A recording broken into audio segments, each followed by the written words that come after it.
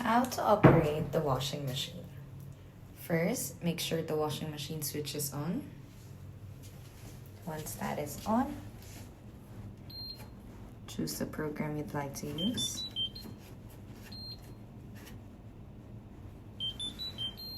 You'll see the timer from here.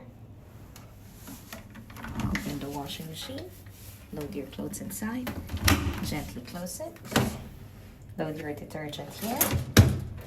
And then press the start button.